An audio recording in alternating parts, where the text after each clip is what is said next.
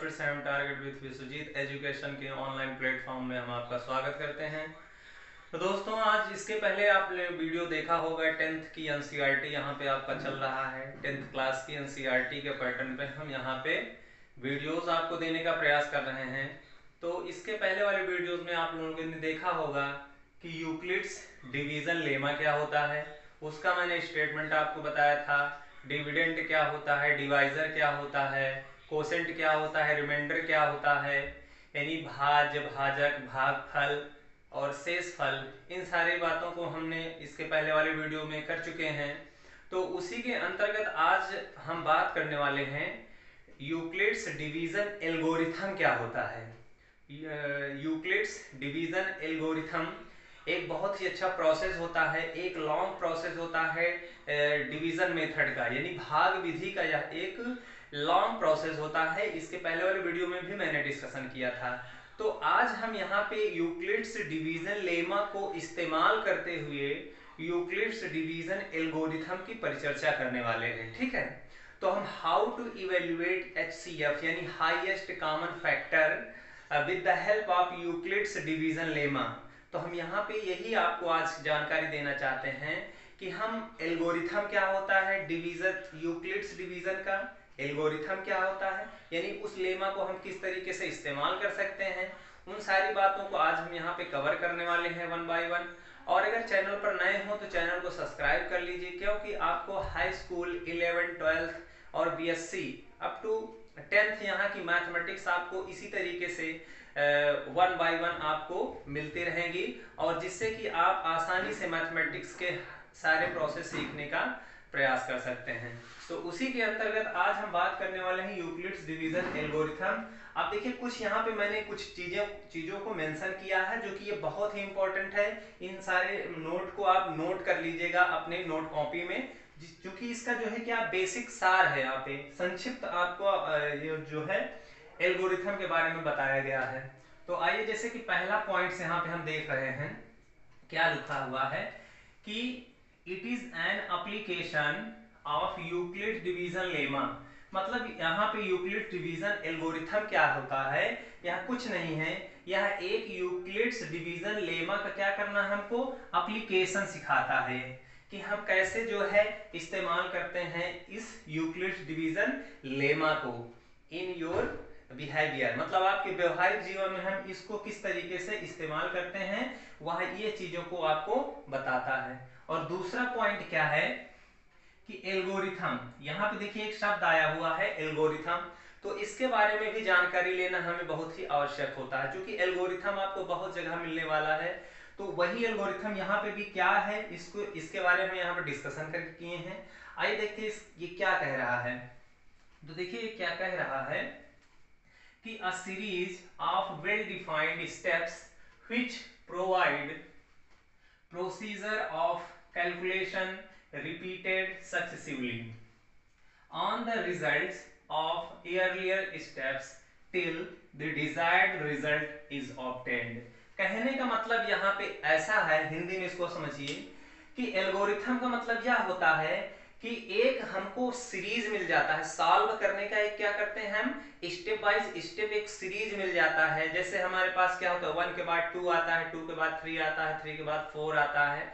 तो इस तरीके से क्या है, एक टर्म हो जाता है, एक सीक्वेंस हो जाता है, एक सीरीज हो जाता है, जिसको हम जैसे 3 के आगे हमको पता चल जाता है कि 4 आएगा, 4 के आगे क्या पता चल जाता है मुझे कि 5 आएगा, 5 के आगे हम क्या पता चल जाता है कि ये 6 आएगा। तो उसी क्रम से यहाँ भी एल्गोरिथम यही कहता है कि हमने कोई एक स्टेप किया, मान लीजिए हमने यहाँ से लेके यहाँ तक चला, तो फिर हमको एक दूसरा स्टेप मिल जाता है, फिर यहाँ से यहाँ चल जाते हैं, फिर यहाँ से यहाँ तीसरा स्टेप पहुंच जाते हैं, यानी 1 2 3।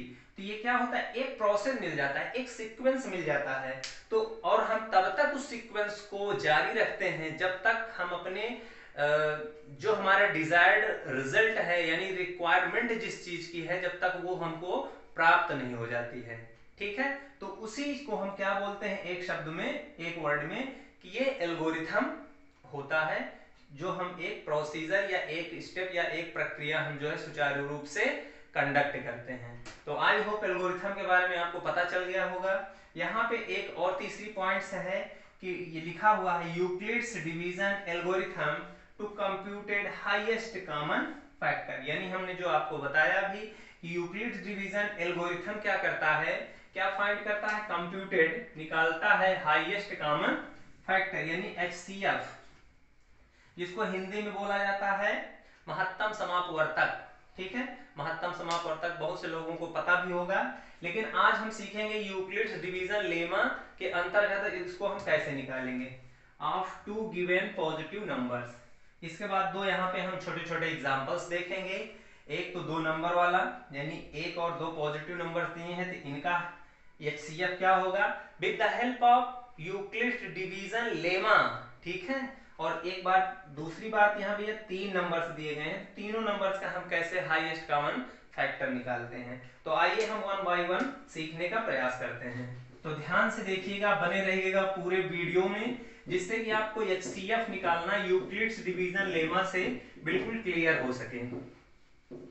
तो चलिए एग्जांपल करते हैं।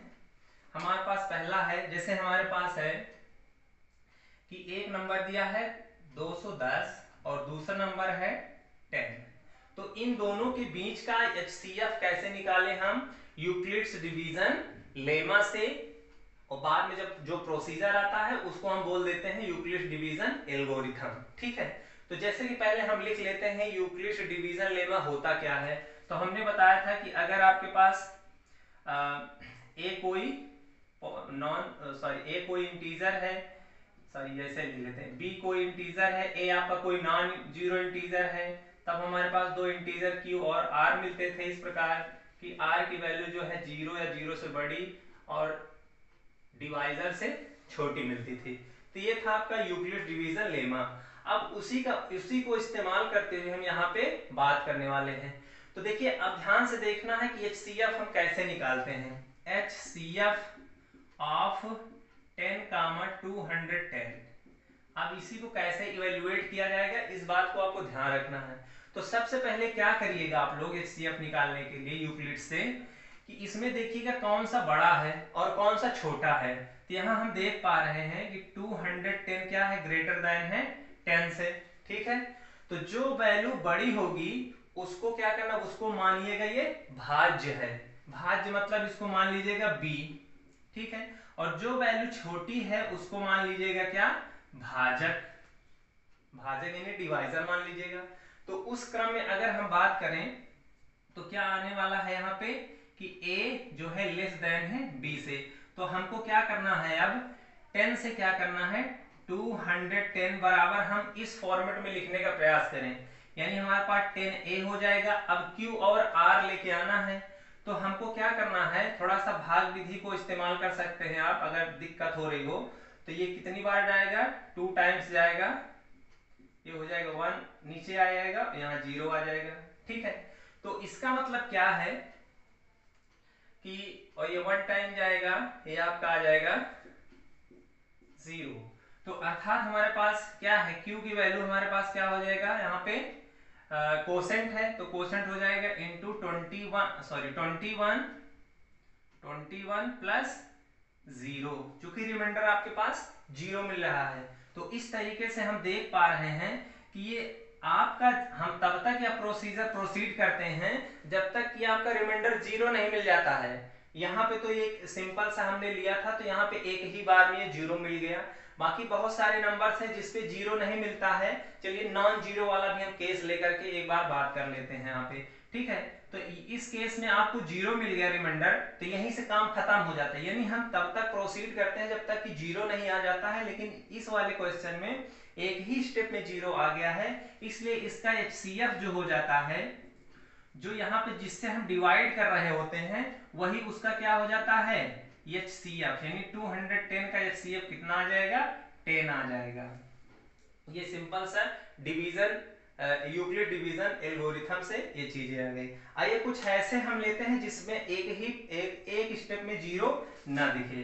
तो आइए देखते हैं।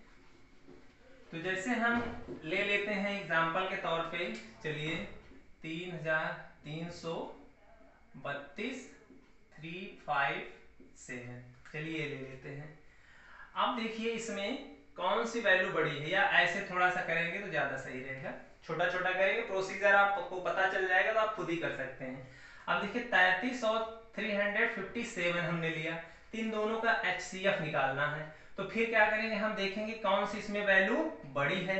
तो यहाँ पे 357 बड़ी है किससे, 3 से, यानी 33 से ये बड़ा हुआ, छोटी ये 33 से ये क्वांटिटी बड़ी है, तो हम छोटी वाली से बड़ी वाली को भाग दे देंगे। ठीक है, 357। अब देखिए भाग देंगे तो यहाँ पे क्या आने वाला है, कितनी टाइम से आएगा, 1 टाइम जाएगा, तो कितना उतरेगा, 2 7। ठीक है, या 5 में से 3 गया, 2 आ जाएगा, 7 आपका उतर जाएगा नीचे। तो यानी इस केस में हमारे पास क्या, अब ये देखिए 33 क्या है, बड़ा है रिमाइंडर से, तो अब डिवीजन नहीं लगेगा। तो हम इसको थोड़ा सा यूक्लिड्स डिवीजन लेमा में लिखने का प्रयास करते हैं इस फॉर्मेट में। तो इसको हम लिख सकते हैं 357 is equals to 33 into 1 plus 27। अब देखिए यहाँ पे रिमाइंडर कितना आ गया है, रिमाइंडर आपका 27 आ गया है। तो अब आपको क्या करना है कि किसके किसके बीच में हम आपका यूक्लिड डिवीजन लेमा निकालेंगे। देखिए अब यहाँ पे रिमाइंडर नॉन जीरो आ रहा है, तो अब आप प्रोसीजर ध्यान से देख सकते हैं। अब 27 और जो डिवाइजर था इसके पहले यानी 33 के बीच में हम यही प्रोसीजर फिर से इस्तेमाल करने वाले हैं। अब यहाँ पे देखना है कि कौन सी क्वांटिटी बड़ी है, कौन सी क्वांटिटी छोटी है। तो यहाँ देख पा रहे हैं 27 जो है 33 से छोटा है, तो हम अब क्या करेंगे, 27 से किसको डिवाइड करने वाले हैं, 33 को डिवाइड करने वाले हैं। उसके बाद फिर हम यूक्लिड्स डिवीजन लेमा लगा देंगे। तो अब कितनी टाइम्स जाएगा, 2 टाइम्स तो जाएगा नहीं, 1 टाइम जाएगा 27। तो ये क्या हुआ, 13 में से 6 गया, 6 आ जाएगा। ठीक है, तो अब देखिए यहाँ पे फिर आपका रिमाइंडर नॉन जीरो बना, फिर हम यूक्लिड्स डिवीजन एल्गोरिथम यहाँ पे इस्तेमाल कर देंगे। तो क्या हो जाएगा, डिविडेंड कितना है 33, तो 33 can be written as divisor into quotient यानी 1 आया, प्लस रिमाइंडर यानी 6 आ गया। तो फिर यहाँ से रिमाइंडर कितना आ गया, 6 आ गया, यहाँ का रिमाइंडर कितना आया, 6 आ गया। अब ध्यान से देखिए फिर से, अब ये आपका सेकंड हो गया, सेकंड स्टेप हो गया। अब फिर क्या करेंगे, हम देखेंगे कि इसके पहले वाला डिवाइजर कौन था, 27 और रिमाइंडर 6 है। तो इन दोनों के बीच में हम फिर से यूक्लिड्स डिवीजन लेमा इस्तेमाल करने वाले हैं। तो फिर देखेंगे 6 और 27 में कौन बड़ा है कौन छोटा, तो 6 यहाँ पे जो है छोटा है, 27 बड़ा है। तो फिर हम वही प्रोसेस इस्तेमाल कर देंगे, यानी 6 से क्या करने वाले हैं, 27 को डिवाइड करने वाले हैं। और हम तब तक करेंगे जब तक रिमाइंडर 0 नहीं हो जाएगा। ठीक है, तो 6 से डिवाइड करें क्या होगा, चौका जाएगा ना, 6 चौको 24, यानी हमारे पास आ जाएगा 3 आ जाएगा। देखिए रिमाइंडर 3 आ गया। अब फिर डिवीजन यूक्लिड्स डिवीजन लेमा लगा देंगे यहाँ पे, तो बन जाएगा 27 बराबर 6 यानी divisor into quotient plus remainder यानी 3 हो जाएगा। अब फिर क्या करना है, फिर रिमाइंडर आपके पास मिल गया क्या, 3, ये हो गया तीसरा स्टेप। अब फिर हम किसके किसके बीच में निकालेंगे, 3 और इसके पहले वाले डिवाइजर के बीच में निकालेंगे। अब देखते हैं इनको अगर भाग देते हैं 3 को, 3 से 6 को, चूंकि 3 यहाँ छोटा है तो कितने टाइम जाएगा, 2 टाइम्स जाएगा, और यहाँ पे आ जाएगा 6। ये देखिए इस केस में रिमाइंडर आ गया। तो अब हम क्या कैसे यूक्लिड्स डिवीजन लेमा से क्या लिख सकते हैं, 6 equal to divisor into quotient plus remainder यानी 0।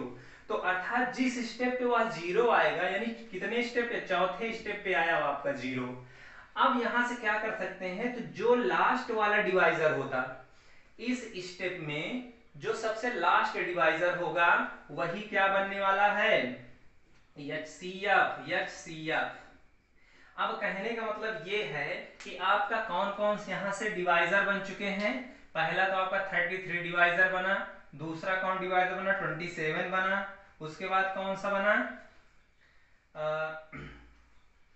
6 बना, यानी 6 बना डिवाइजर, फिर कौन सा बना, 3 डिवाइजर बना। तो यानी हमारे पास जो लास्ट वाला डिवाइजर है वो कौन सा है, ये जो है 3 है, तो इसका जो HCF होगा, HCF ऑफ 33 कामा 3357, ये कितना आ जाएगा?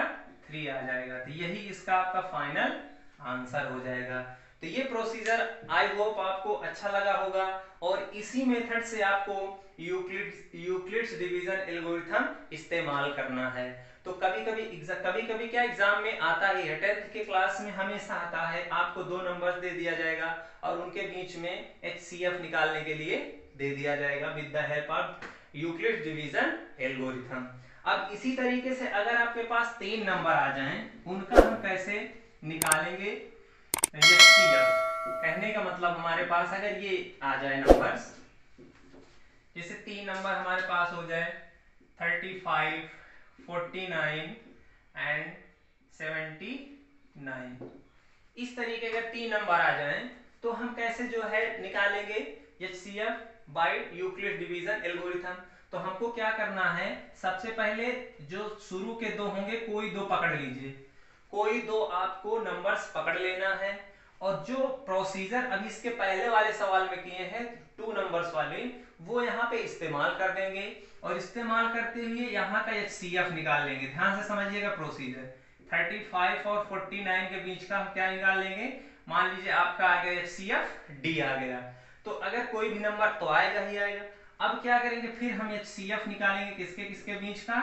D और 79 का। मान लेते हैं उसका आ गया HCF D1, तो आपका जो फाइनल ये हो जाएगा HCF D1। तो तरीका आपको समझ में आया होगा, और इसी प्रोसीजर को इस्तेमाल करते आप लोग निकालने का प्रयास करिएगा और आंसर बताने का प्रयास करिएगा। वैसे मैं फिर से एक बार बता दे रहा हूं कि 3 नंबर्स का कैसे हम HCF निकालेंगे। पहले आप 2 नंबर्स को पकड़िएगा, और 2 नंबर्स का जिस तरीके से हमने HCF इवेल्युएट किया है उस तरीके से इवेल्युएट कर लेंगे। हमने यहाँ पे 35 और 49 को लिया है, सपोज वो D आया है। अब जो नंबर D आएगा HCF, फिर जो तीसरा बचा होगा नंबर, उसके साथ उसका HCF निकालना है, यानी फिर 2 डिजिट वाला यहाँ पे HCF आपको निकालना पड़ेगा, और फिर मान लीजिए आपका क्या आ जाएगा? D1 आ जाएगा, और यही D1 आपका क्या हो जाएगा? फाइनल आंसर हो जाएगा। तो आई होप वीडियो कैसा लगा इसको कमेंट माध्यम से जरूर बताइएगा, और चैनल पर अगर आप विजिट किए हैं तो बिल्कुल सब्सक्राइब किए बिना नहीं जाइएगा, क्योंकि इसी तरीके के वीडियोस आपको हमेशा हमेशा मिलने वाले हैं, जिससे कि आपको मैथमेटिक्स के लेवल्स को पहचानने में और उसको सीखने में बहुत ज़्यादा मदद मिलने वाली है। तब तक के लिए दोस्तों, जय हिंद, जय भारत।